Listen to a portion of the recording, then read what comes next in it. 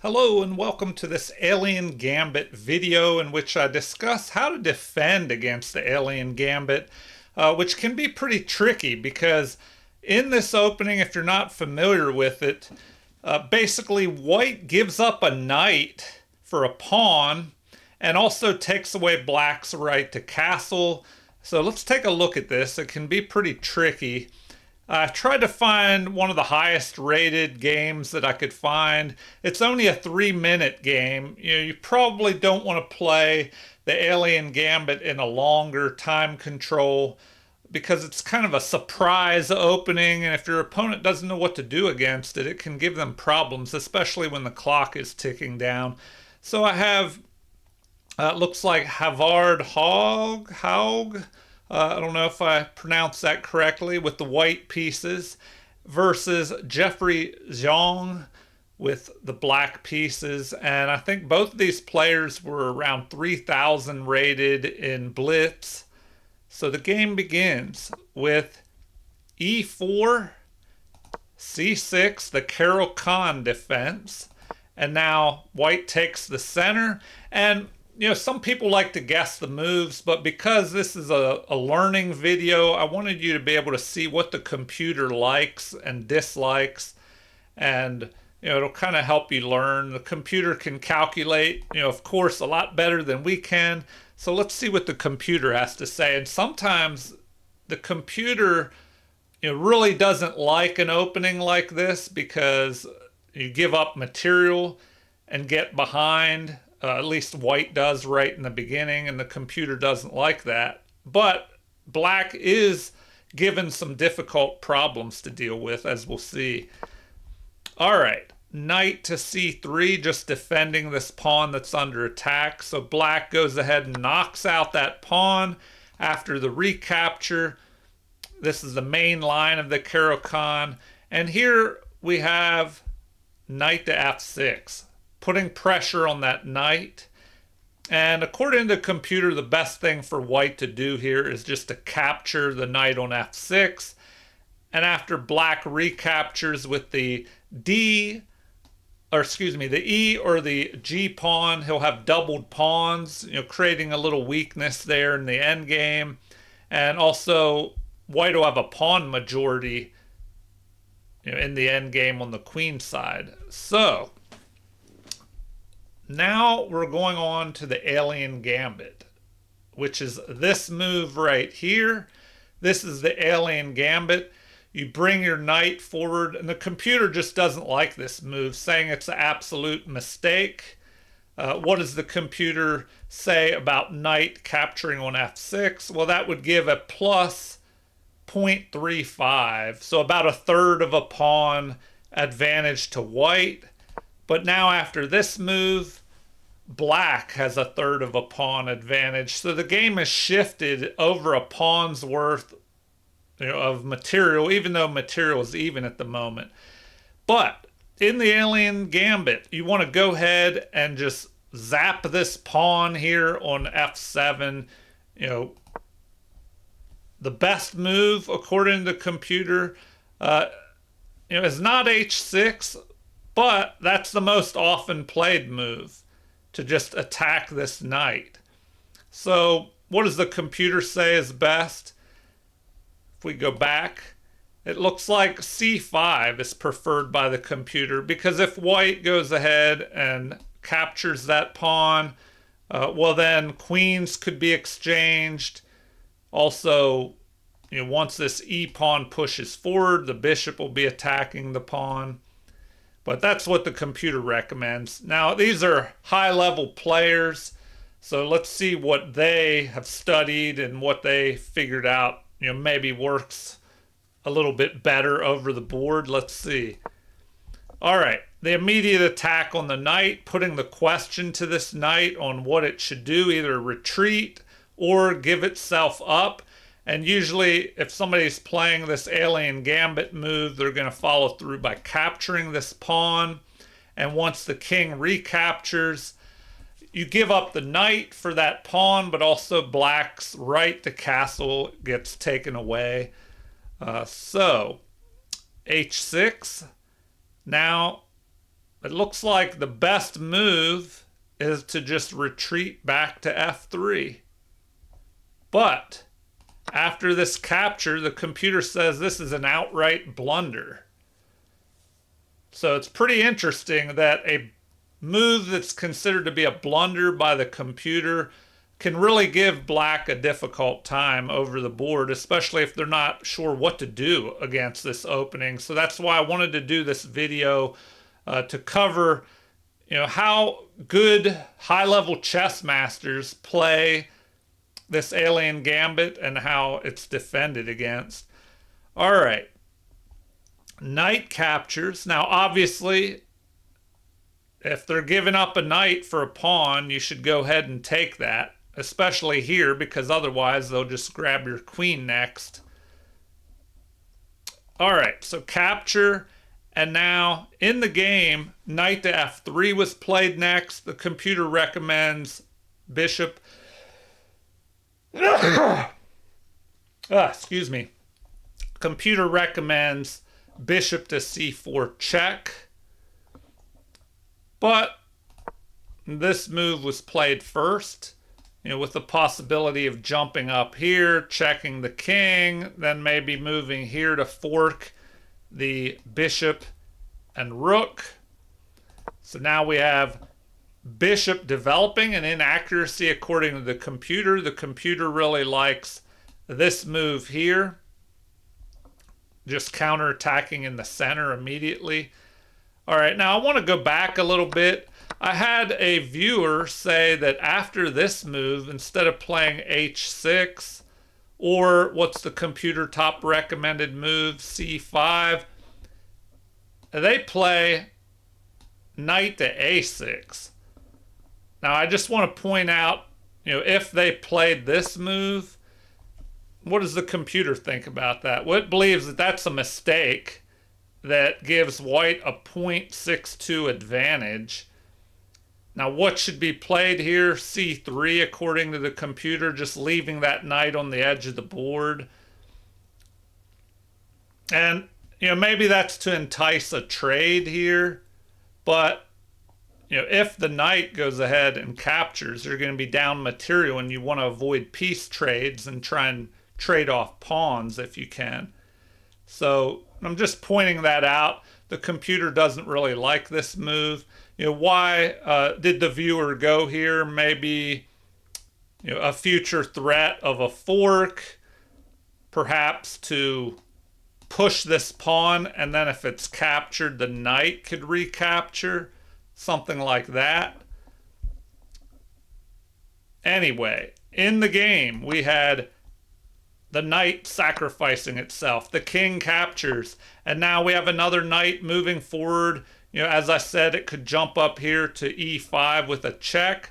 So the bishop moves to e6, an inaccuracy according to the computer. Once again, it wants that c5 pawn push. But what does this do? Well, it defends against checks along this diagonal here. So the game continued with the bishop moving here instead. And it looks like that's the best move in the position, because now the the bishop is covering this square. The knight can jump forward with check, then maybe jump over here, forking pieces, causing problems. So knight jumps forward here to defend the other knight, and to get pieces developed. White castles. And now we have bishop pinning the knight to the queen. The best move according to the computer. That takes care of, well, the knight can still jump there, but then it would be captured, and the queen would still be under attack. So, at this point, black is ahead. Let's see what white does here. Rook to e1. Now, in this game, if I give it away, this is how to defend against the alien gambit, so you've probably already guessed that black will be able to defend and win. If you've also seen the answer here, that black does win this game. So in the future, I'll have to do a game where white wins with the alien gambit. But in this game, let's see what black does to win the game. All right, pawn pushes forward. We have a repositioning of this bishop, which the computer doesn't like. It actually prefers the bishop moving, wow, to f4. All right, let's take a look at that. Bishop up to f4. That just looks kind of crazy. Oh, that's f5, excuse me. Yeah, the bishop here to f4. I guess I need to learn how to read here. Okay, so that's what the computer liked. Bishop up to f4, developing that way. Because white is moving a piece more than once in the opening by repositioning that bishop. So you're piling up on that pawn with the rook and the bishop. It is defended at the moment, but if there's a check in the future that could drive the king away, maybe that pawn will fall. It's a weak point. All right. The knight blocks the path of the bishop here. So now we have a repositioning of that bishop. And remember, this is a 3-minute game, and their clock is already ticking down pretty good. They only have 2 minutes left, so they're just making quick moves. I'll have to find a slower game to see how people handle this. Maybe I can find a rapid game with the alien gambit. All right, queen develops. We have once again this bishop just moving all around, so maybe that's what ends up getting white in trouble. They're just moving that piece around while black is developing. All right, an attack on the knight. Knight jumps forward. Now the queen creates a battery here, maybe with a possible threat in the future of attacking here, but that cannot be played at the moment.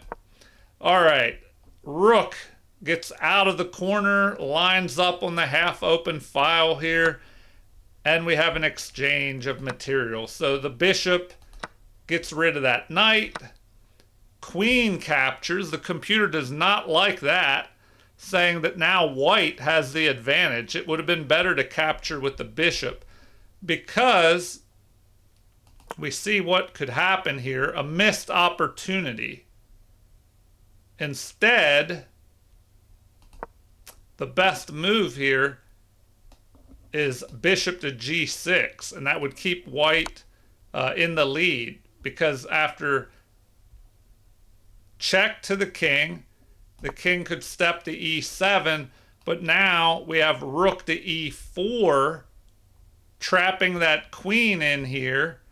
So, what could be played? If the queen retreats back to here, well, the best move is what? To just play bishop to f5 here. What if the queen tries to run here?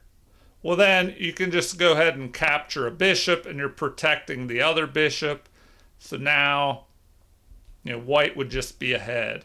But that opportunity was missed. We have an exchange of material. Bishop recaptures there, and the king runs into the corner. And now, I think in this opening, if black is able to just hang in there and start trading down material, trading down pieces especially, he'll just be ahead in the end game. So if we look at this now, black has an extra knight. So the game continues with the rook centralizing. Rook does likewise for black, protecting this pawn.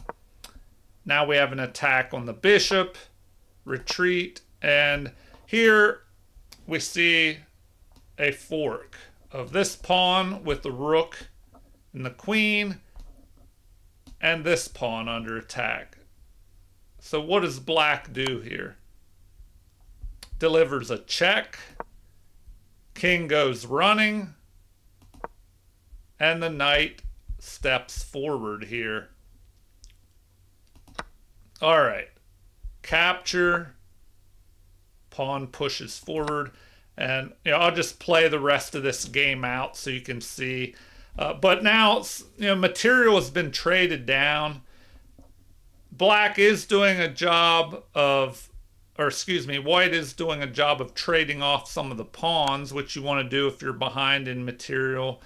All right, now the king can be attacked, but once it runs,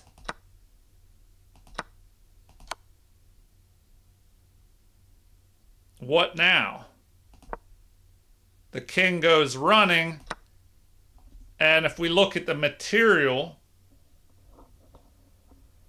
it's not looking too good for white at the moment. Black has this extra rook now. So capture of the pawn.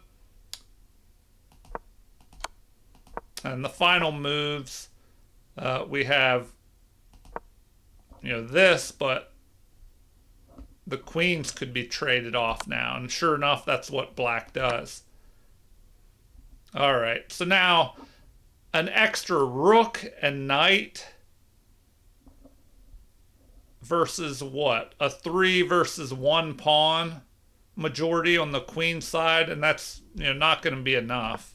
So the final moves here.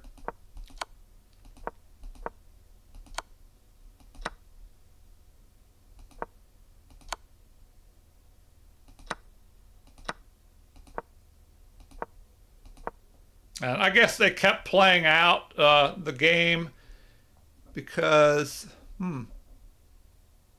maybe they ran out of time here.